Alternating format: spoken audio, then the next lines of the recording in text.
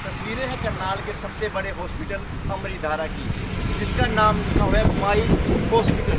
माई hospital ये किसी patient hospital नहीं है, क्योंकि जो इसकी हरकतें हैं 12,15,843 रुपये कोरोना मरीजों से एक्स्ट्रा चार्ज करने वाला हॉस्पिटल है ये। इसने मरीजों को कोरोना काल में भी नहीं छोड़ा। जब लोगों के पास खाने के पैसे नहीं थे, तब लोगों ने उधार मांगकर अपने मरीजों को बचाने के लिए दिन रात एक कर दिया गया। लेकिन जब उनका बिल बनता है तो उनके बिल में लिखा जाता है कि आपको इतने पे करने पड़ेंगे। मरीजों के हाथ जोड़ने के बावजूद भी ये हॉस्पिटल नहीं मानते और जितने इन्होंने एक बार चार्ज कर दिए तो उतने ही चार्ज उनको देने पड़ेंगे। यही हाल है अमृतधारा का। 12,15,843 रुपये एक्स्ट्रा चार्ज किए इन्होंने कोरोना काल में, जबकि प्रशासन द्वारा इनको पहले ही निर्देश दे दिए गए थे कि जो रेट फिक्स है कोरोना पेशेंट के लिए 10,000, 12,000, 15,000 और 18,000, लेकिन इन्होंने मनमानी के रेट दिए।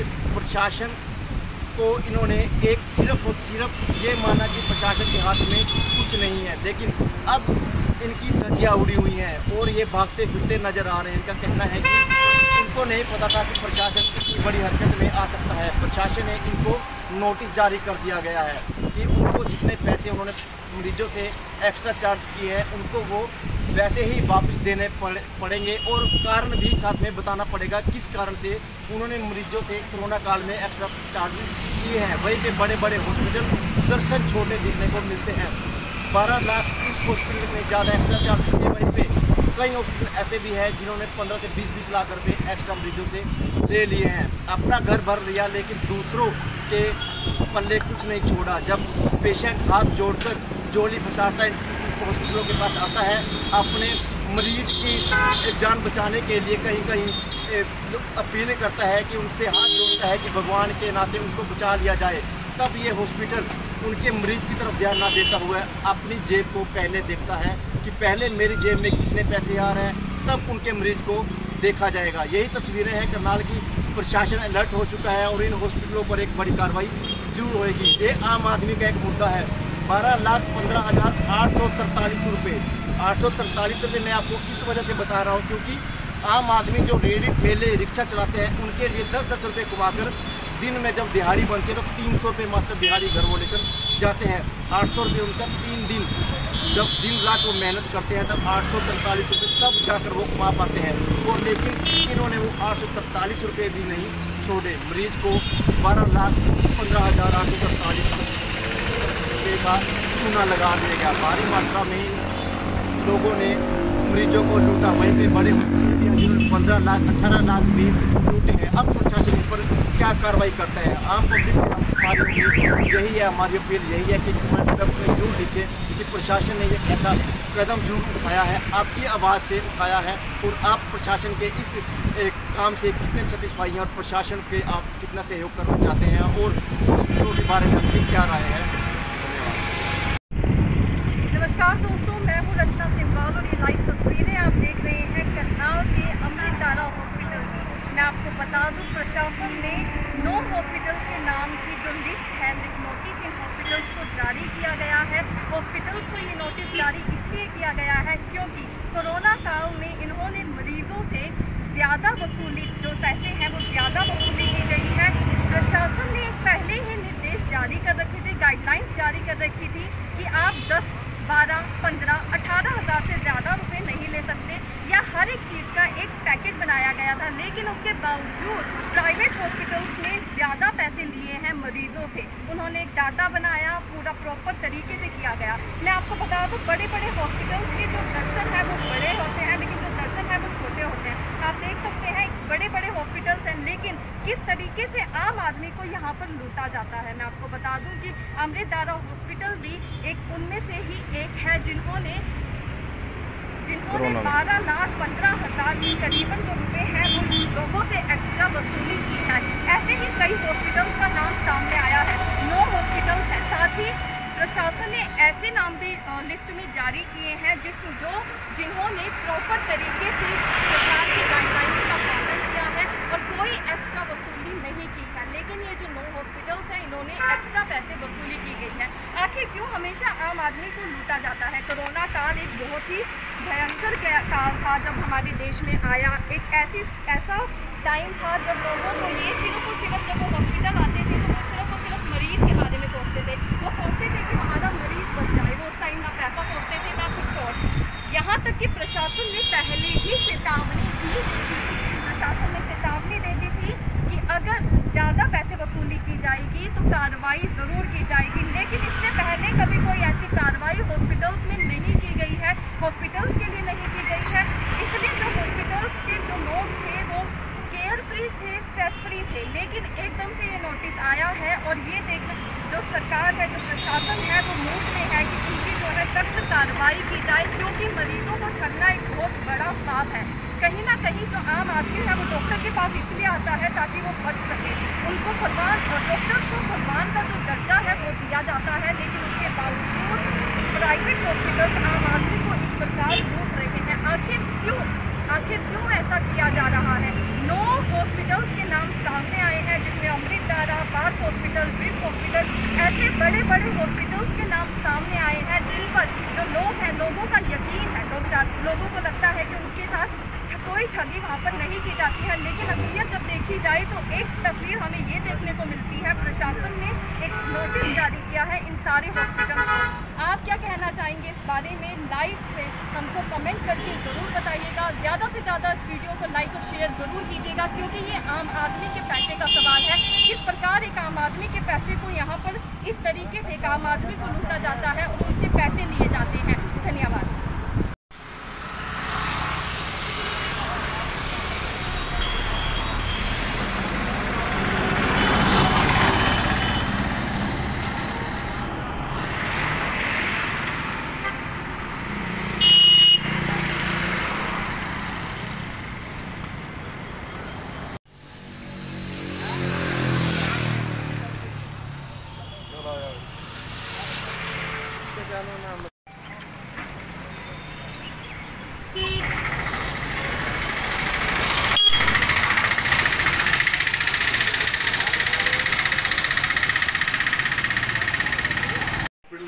डीसी साहब ने जांच की है और आपसे जो 129 मरीजों से लगभग 6 लाख रुपए ज़्यादा लेने का नोटिस जारी किया। अखबारों हमारे पास भी आया, तो उसके बारे में क्या कहेंगे? तो इसकी जांच हुई है। हमारे सीनियर सीओ साहब बैठे हैं, क्योंकि ये आपको ज़्यादा बता पाएंगे। मैं तो सिर्फ इतना ही कहना चाहूँगा कि हमारे पास जो रिस्ट्रिक्शंस थी, गवर्नमेंट के लेटर थे, उसके हिसाब से हम लोगों ने चार्ज करे हैं और उस हिसाब से हम लोगों ने अपनी तरफ से कुछ जानबूझ के ऐसा कुछ नहीं किया। और हमारे पास अभी तक ये नहीं है किस बिलों में क्या कमी है।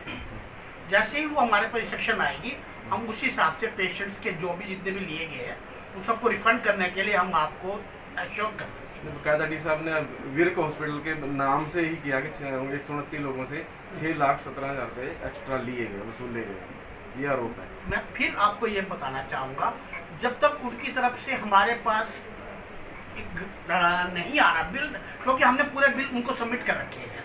अच्छा। उसकी बिल के अंदर कहाँ किस तरह की उन्होंने डिडक्शन की है, क्या कमी पाई है, जब तक वो बिल हमारे पास नहीं आते हैं इसके बारे में वो तो सरकार ने 15,000 या 17,000 जो भी एक रेट निश्चित कर दिया था, सर 15,000 था। हाँ, कि उससे ज्यादा नहीं ले सकते। हमने ज्यादा चार्जिंग होगी। मैं फिर आपको श्योर कर रहा हूँ कि हमने जितने भी पेशेंट हमने आइसोलेशन वार्ड में रखे हैं, उस पेशेंट से हमने 10,000 रुपये पर पेशेंट जो उनका स्टैंडर्ड था जी। और जो आईसीयू में थे उनके जो ऑक्सीजन उस पे थे तो उनसे 12,000 और जो वेंटी पे थे उनके 18,000 के हिसाब से 15,000 के हिसाब से वसूल की हमने वसूल करे। एज पर नॉर्म जो गवर्नमेंट की जो स्टैंडर्ड थे हमने उस हिसाब से क्लेम किया है। ये एक्स्ट्रा ज्यादा कैसे निकला है? वो चार्जिंग आपने दिखा रखे हो बिलों में? देखिए, जहाँ तक हम मेरा समझना है, क्योंकि हमने जो पीपीई किट की लगाए हैं जी, वो उनका ये कहना है कि जो पीपीई किट थी वो 10,000 के अंदर इंक्लूड थी। ओके, आपने एक्स्ट्रा लगा दिया। वो लगे हुए हैं। कितनी चार्ज है पीपीई किट का? 1,200 रुपये पर पेशेंट पर डे। वो एक्स्ट्रा लगे हैं, मान लिया गया अब एक्स्ट्रा। हाँ, तो वो भी हम भी अब बिल्कुल एश्योर कर रहे हैं आपके माध्यम से। कोई मेडिसिन एक्स्ट्रा लगाई है? नहीं, मेडिसिन का कोई नहीं लगाया हमने। तो वही मैं फिर आपको ये कहना चाहूँगा कि जब तक हमारे पास उनकी तरफ से कोई डिटेल नहीं आ रही है कि आपके 11 लाख जो कटे हैं वो मेडिसिन के कटे हैं, पीपी के कटके हैं, तो जैसे वो आता है हम लोग उसी तरह से देखो हम गवर्नमेंट के साथ पूरा एडमिनिस्ट्रेशन के साथ पूरे खड़े हुए हैं और हम के आपके माध्यम से उनको एश्योर करना चाह रहे हैं कि जितना भी रिफंड होगा उचित हम उनको इमीडिएटली कॉल करके उनको दे दिया जाएगा। क्या नाम सर आपका? मेरा दर्शन चाहता हूँ। धन्यवाद।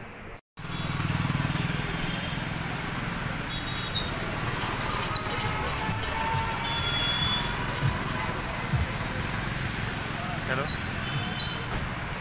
बड़े बड़े फर्स्ट क्लास जी, आप सुनाओ जी? बढ़िया जी, एकदम फर्स्ट क्लास। सरकार या जिला प्रशासन की तरफ से सभी डॉक्टर जो 9 हॉस्पिटल है एक्स्ट्रा चार्जिंग का आरोप लगाया गया और आपके ऊपर भी है कि 1,65,000 रुपये मरीजों से ज़्यादा लिए। देखो, प्रशासन ने कुछ जो बिल्स की चेकिंग की है तो उसमें एग्जैक्टली क्या फॉल्ट कहाँ मिला है और क्या मिला है, जब तक हमें उसका पता नहीं लगेगा तो हम नहीं बता पाएंगे कि वो इंटेंशनली है या अनइंटेंशनली है। तो एक बार देख लेते हैं उसमें मतलब कहाँ पे लगा हुआ है, तो अगर कुछ है उसमें तो हम उसको एक्सेप्ट करेंगे और जो प्रशासन ने ऑर्डर किया है उसको फॉलो करेंगे। तो उसमें उन्होंने मेंशन नहीं किया कोई अभी तक भी यहाँ अभी हमें नोटिस मिला नहीं है, तो एक बार हम और देख लें कि इसमें एग्जैक्टली दिक्कत कहाँ पे है, तो उसके बाद में आपको अगर आप उसमें गलती पाई जाती है कि ज़्यादा डेफिनेटली तो वो वापस मरीज को हो सकते हैं। हाँ बिल्कुल, जो जैसे प्रशासन हमें ऑर्डर करेंगे वैसे करेंगे, हम प्रशासन के साथ हैं इसमें। आपका पूरा नाम? सिंची।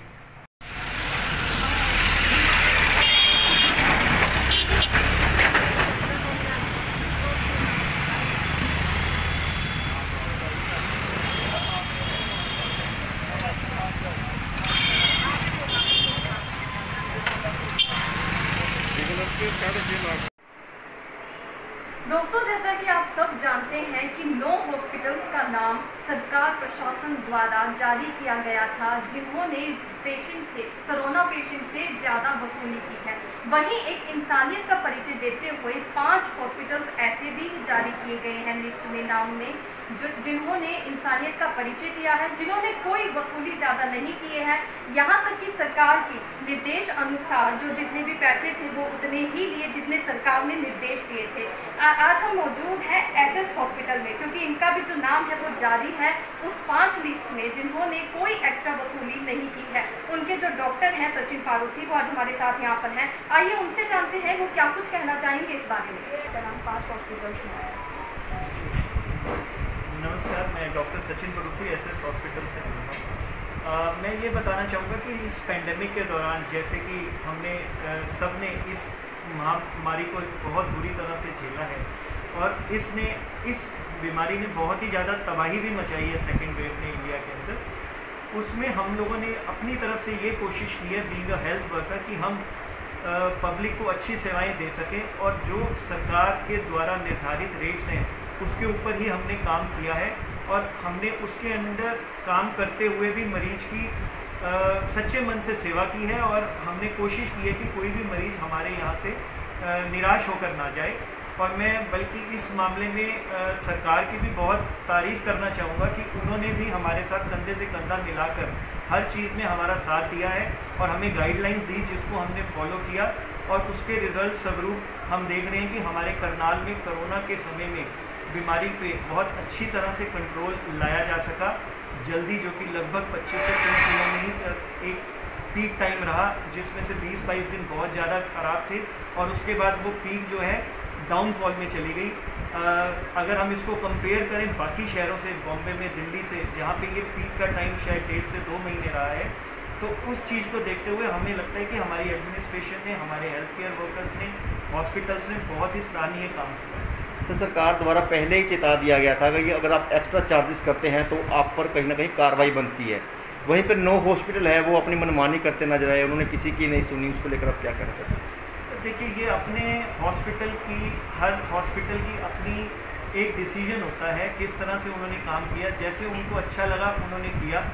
इस बारे में मैं यही कहना चाहूँगा कि महामारी के समय पे बीइंग हमारा तो खैर नोबल प्रोफेशन है, तो मेरी ये रिक्वेस्ट रहेगी अपने सभी डॉक्टर भाइयों से भी कि हमें इस मामले में थोड़ा सा इस चीज़ का ध्यान रखना चाहिए कि कभी भी कोई ऐसी महामारी हमारे देश में, हमारे इस डिस्ट्रिक्ट में आती है, तो हमें कंधे से कंधा मिलाकर एडमिनिस्ट्रेशन के साथ उनकी गाइडलाइन के निर्धारित ही काम करना चाहिए और हमें इस समय में जितना हो सके पब्लिक के लिए सेवा करनी चाहिए। आप प्रशासन का किस तरह से धन्यवाद करना चाहते हैं कि प्रशासन ने जिन्होंने सरकार का सहयोग किया उनको अप्रिशिएट भी किया और जो हॉस्पिटलों ने उल्लंघना की उनके खिलाफ एक एक्शन मूड में है? देखिए, सरकार इस समय में, आई थिंक कोविड के समय में हमारे यहाँ जो सरकार है, एडमिनिस्ट्रेशन है, उन्होंने बहुत ही सराहनीय काम किया है और उन्होंने बहुत ही अच्छे ढंग से मैं कहूँगा DC sir doctor mister Nishant Yadav ji, CMO sir doctor Yogesh Sharma ji, वे सभी लोगों ने जो एसडीओ जिनको जो ड्यूटीज़ दी गई उन्होंने अपनी ड्यूटीज़ को दिन रात निभाया है और हमारे को काम करने में उनकी बहुत सपोर्ट रही है थ्रू आउट, चाहे वो ऑक्सीजन डिमांड थी, चाहे वो हॉस्पिटल मैनेजमेंट था, किसी भी तरह में हमारे को किसी डिपार्टमेंट से ऐसा नहीं लगा कि उन्होंने हमारा साथ दिन रात ना दिया हो। तो मैं इस मामले में सारी एडमिनिस्ट्रेशन की, सीएमओ सर की, डीसी सर की तहे दिल शुक्रिया देना चाहता हूं कि उन्होंने बहुत ही अच्छे ढंग से हमारा साथ दिया है, जिस वजह से हम इस बीमारी पर विजय प्राप्त कर सकते हैं। सर, जैसा स्वास्थ्य विभाग द्वारा अलर्ट किया जा रहा है कि तीसरी वेव आने वाली है, उसको लेकर अगर सरकार गाइडलाइन जारी करती है तभी डॉक्टर्स का फ़र्ज बनता है, हॉस्पिटल का फ़र्ज बनता है कि उनका सहयोग करें, या अपने आप भी कहीं ना कहीं अंदर से ये आवाज़ उठती है कि वो पेशेंट से ज़्यादा एक्स्ट्रा पैसेज ना लें? देखिए सर, ये तो ऐसी बीमारी हो गई है जिसका अभी थर्ड वेव एक्सपेक्टेड है और उसके बावजूद भी नहीं पता कि ये कब तक रहेगी भारत में। तो हमें हर समय तत्पर तैयार रहना पड़ेगा इस बीमारी से फाइट करने के लिए। Being a health worker we are always ready to fight with this disease, but उसमें सरकार का भी सहयोग हमें मिलता रहता है, जिसकी वजह से हम इस बीमारी में बड़े अच्छे से फाइट कर पा रहे हैं। तो मुझे लगता है कि सरकार और हम मिलकर अगर साथ चलें तो आगे के लिए कैसी भी बीमारी आए, कैसी भी प्रॉब्लम आए, हम उस पर विजय प्राप्त कर सकते हैं। धन्यवाद। Thank you. ये लाइव तस्वीरें आप देख रहे थे करनाल के एसएस हॉस्पिटल की, जहां पे हमने डॉक्टर सचिन पादुथी जी से बातचीत की, उनसे पूछा कि वो क्या कहना चाहेंगे प्रशासन को जिन्होंने एक सख्त कार्रवाई की है 9 हॉस्पिटल्स के लिए और साथ में उनको अप्रिशिएट भी किया है 5 ऐसे हॉस्पिटल्स को जिन्होंने एक्स्ट्रा वसूली नहीं की है। साथ ही उन्होंने बताया कि एक ऐसी बीमारी है जिसमें सरकार और डॉक्टर्स अगर मिलकर काम करें तो जीत सकते हैं और इन्होंने मिलकर काम किया है। सरकार ने अपना पूरा सहयोग दिया है डॉक्टर्स को। वहीं हमने इनसे बातचीत की, उन्होंने हमें काफ़ी सारी बातें बताई। हमने तीसरी लहर के बारे में भी बातचीत की। तीसरी लहर का उन्होंने कहा कि एक्सपेक्टेड भी है और इस बीमारी, ये एक ऐसी बीमारी है जिसका हम ऐसे नहीं कह सकते कि कब ख़त्म होगी। आप क्या कहना चाहेंगे? लाइव में हमें कमेंट करके ज़रूर बताइएगा। लाइक करें, शेयर करें